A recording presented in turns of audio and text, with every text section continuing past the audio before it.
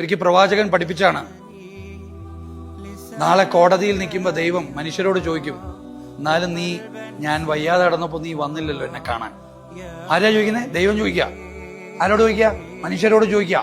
എന്നാലും ഞാൻ വയ്യാതെ കിടന്നപ്പോ നിങ്ങൾ എന്നെ കാണാൻ വന്നില്ലേ? ആരെ? ദൈവം. അപ്പൊ ഈ മനുഷ്യൻ ചോദിക്കും, പടച്ചോൻ വയ്യാതെ ആവുകയെ, എനിക്കറിയില്ലായിരുന്നു പടച്ചോനെ. അപ്പൊ പടച്ചോൻ പറയാൻ എന്തെന്നറിയോ?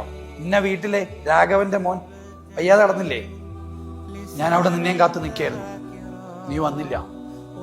നീ തിരക്ക് പിടിച്ച് പള്ളി പോയി, നീ അമ്പലത്തിലൊക്കെ പോയി, പക്ഷേ നീ ഇന്ന ആളുടെ വീട്ടിൽ വന്നില്ല. ഒരു എത്തീമിനെ സഹായിക്കാതെ, ഒരു മിസ്കീന്റെ കൂടെ ഇടപാടിൽ പങ്കെടുക്കാതെ ഒരു മനുഷ്യൻ ഏത് കർമ്മം ചെയ്താലും അത് നിസ്കാരം പോലും എനിക്ക് വേണ്ടെന്ന് പറഞ്ഞ ഒരാളുണ്ട്. അതാണ് പടച്ചോൻ. നിസ്വാർത്ഥമായി ചെയ്യുന്ന കർമ്മങ്ങളാണ് ദൈവം കാണുന്നത്. അപ്പൊ പടച്ചോന്റെ മുന്നിൽ ഏറ്റവും റിവാർഡിന് അർഹമാകുന്ന കർമ്മങ്ങൾ നിസ്വാർത്ഥമായി ചെയ്യുന്നതാണ്, എനിക്ക് വേണ്ടി ചെയ്യുന്നതല്ല. ആരുടെ കണ്ണിൽ? ദൈവികമായി ദൈവത്തിന്റെ കണ്ണിലെ കാര്യം ഞാൻ പറഞ്ഞത്, മനുഷ്യന്റെ കണ്ണിലല്ല കേട്ടോ. ഇനി നാളെ ഒരു കോടതിയിൽ ഏറ്റവും കൂടുതൽ റിവാർഡ് ചെയ്യപ്പെടാൻ പോകുന്നത് ആ ചെയ്ത കാര്യങ്ങളാണ്. അതുകൊണ്ടാണ് ഞാൻ പറഞ്ഞത്, ഒരു മനുഷ്യൻ സ്വാർത്ഥനാണെങ്കിൽ നിസ്വാർത്ഥതയായിരിക്കും അവന്റെ ഏറ്റവും വലിയ സ്വാർത്ഥത. കാര്യം എന്താണ്? അവിടെ ചെല്ലുമ്പോൾ രക്ഷ അവിടെ ഉണ്ടായി.